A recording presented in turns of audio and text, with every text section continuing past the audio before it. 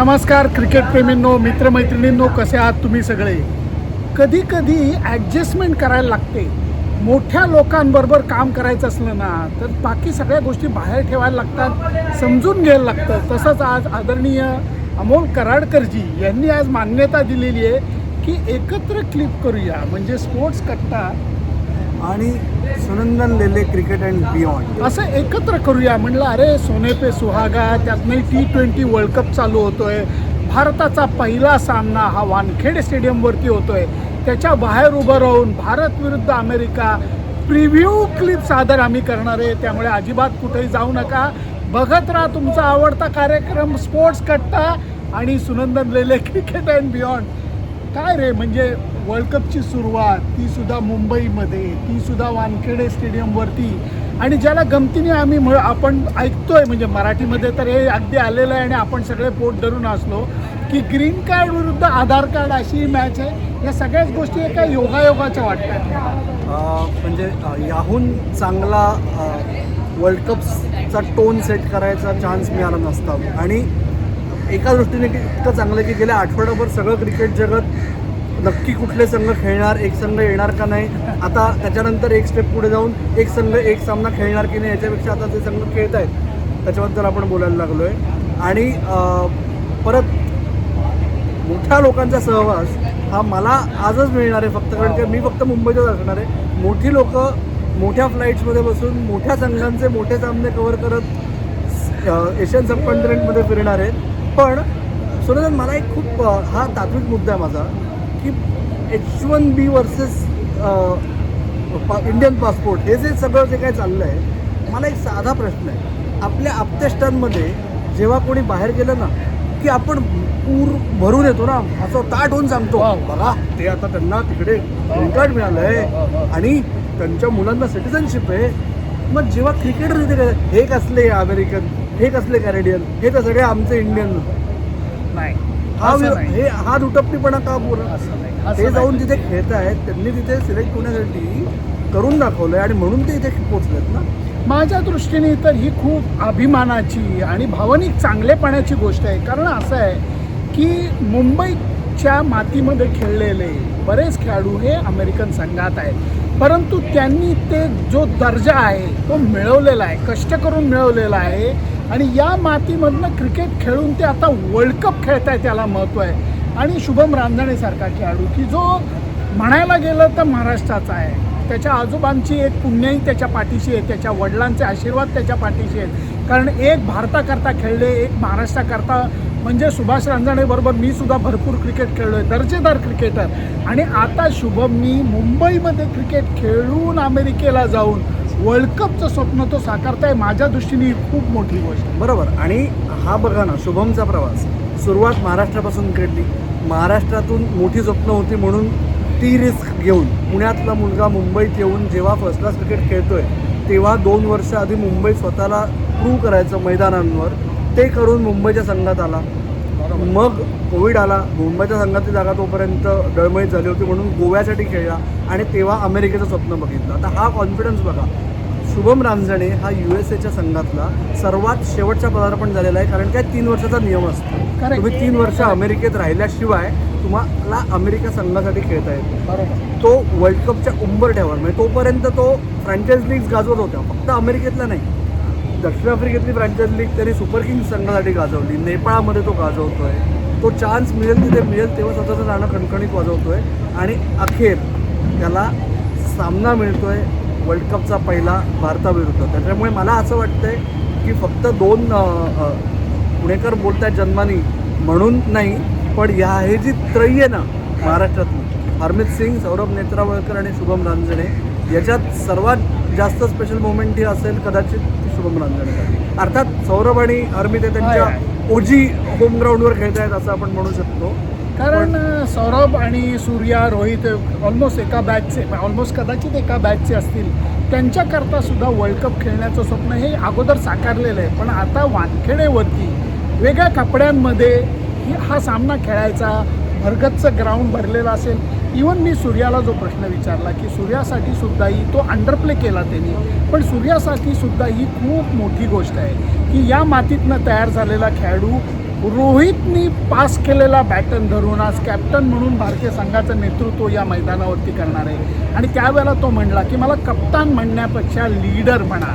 हे एक अत्यंत दर्जेदार भारतीय संघ आहे, कौशल्यानी भारलेला संघ आहे. त्या संघाचं नेतृत्वपेक्षा त्या संघाची लिडरशिप मला करायला मिळते, ही खरंच गोष्ट आहे. आणि अमेरिकन संघाच्या बाबतीत तर आपण थोडासा विचार करूच यात, कारण बॉलिंग त्यांची चांगल्यापैकी आहे, अनुभवाची थोडी कमतरता होती ते नाही आहे. परंतु माझा मित्र निलेश मेहता फार छान म्हणला की आता आई वडिलांचे पाठबळ त्यांना नाही आहे, म्हणजे अमेरिकन बोर्डाचं पाठबळ नाही आहे, कारण ती ICCनी त्यांना व्यवस्थित कात्री लावलेली आहे. परंतु ICC म्हणजे खरं म्हणायला गेलं तर आजोबांचं लक्ष त्यांच्यावरती आहे.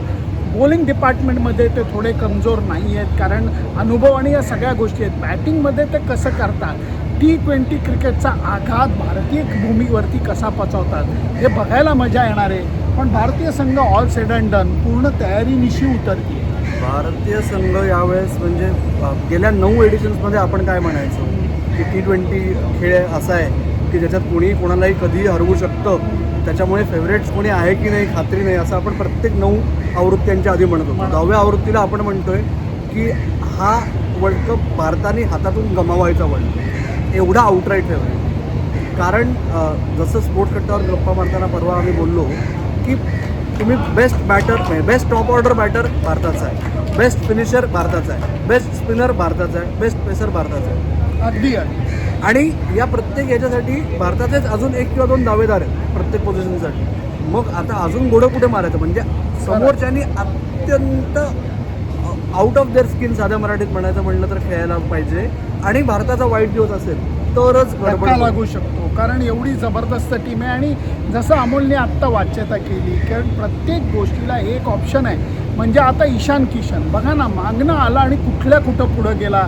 आणि याच्यामध्ये जे 6 हिटिंग ॲबिलिटी ज्याला म्हणतो आपण, ती प्रचंड प्रमाणात ठासून भरलेली आहे. बॉलिंगमध्ये विविधता आहे, 2 दर्जेदार रिस्ट स्पिनर आपल्याकडे आहेत. काजू खाऊ का बदाम खाऊ अशी परिस्थिती आहे. सूर्याने आज तेच सांगितलं की वरुण चक्रवर्ती आणि कुलदीप यादव हे दोघंही दर्जा, पण मला असं वाटतं वरुण चक्रवर्ती हा फर्स्ट चॉईस स्पिनर राहील असं मला तरी वाटतं. येस, आत्ता तरी असंच आहे. किंवा कदाचित ऑल सेड अँड डन पहिले 4 सामने जे आहेत ना, त्यातला एक सामना होईल की नाही कोलंबोत गेल्यानंतर, ते कोलंबोत गेल्यानंतर आम्हाला सांगेन. पण इतर 3 सामने आहेत ना, ते बहुवंशी भारतासाठी खरं तर वॉर्मअप मॅचेस आपण साखळी सामने म्हणू, पण वॉर्मअप मॅचेस आहेत. कारण काय, भारत त्यातलं चुकून एखादी मॅच हारला तरी सुपर 8च्या ग्रुपमध्ये काहीच फरक पडणार नाही. त्याच्यामुळे भारताचा खरा वॉर्मअप आणि खरे प्रदर्शनीय सामने चाहत्यांसाठी भरभरून उत्साहात आणि उदंड प्रतिसादात बघण्यासाठी भारतीय संघाला असं सामने. त्याच्यामुळे या 3 मॅचेसमध्ये वरुण खेळला का किंवा कुलदीप खेळला का विशेष फरक पडणार नाही. पण एकंदर कॉम्बिनेशन जे बनतोय आपण, तर दोघंही जण एकाच सामन्यात खेळायची शक्यता कमी आहे. कोलंबोत कदाचित होईल बरोबर जर सामना झाला तर. बरोबर. पण भारतात खेळत असताना दोघांपैकी एक खेळेल, आणि जेव्हा गरज आहे तेव्हा माझ्या मते वरुण चक्रवर्ती हा हुकमी एकटा कुलदीप यादवपेक्षा याच्यातच समजतं की भारताचा संघ किती मजबूत आहे आणि वरुण चक्रवर्तीचा क्लास सध्याचा. तयारीनिशी आपण उतरतोय ही गोष्ट नाकारता येणार नाही. आणि T20 क्रिकेटमध्ये सूर्यकुमार यादवही पत्रकार परिषदेत म्हणाले की गोष्ट गृहीत धरून चालत नाही. कुणी एखादी अफलातून इनिंग खेळली, कुणी त्याच्या 4 ओव्हरच्या स्पीलमध्ये एकदम क्रिकेट देवाचे काय म्हणतात त्याच्यावरती उपकार झाले, लाड झाले, तर गडबड होऊ शकते. परंतु हे जरी किती म्हणलं तरी खूप फरक आहे. भारताच्या गटामध्ये पाकिस्तानच्या संघाविरुद्धचं असं आहे की आपण त्यांना पुरून उरतोय, तर मग बाकीच्या संघांचं काय म्हणायचं. त्यामुळे हा म्हणतोय त्या गोष्टीला अत्यंत योग्य वेटेज आहे. कारण बाकी सामने आत्ताचे जे साखळी सामने आहेत हे खरंच वॉर्मअप मॅचेस सारखेच होणार आहे. त्याच्यामध्ये लय पकडण्याची गोष्ट आहे. भारतीय संघाला लय पकडायची आहे. चांगल्या खेळाची लय जी न्यूझीलंड आणि दक्षिण आफ्रिकेविरुद्धचे सामने घेऊन चांगल्या खेळाची लय जी पकडलेली ती सोडायची नाही, ती घट्ट पकडून ठेवायची.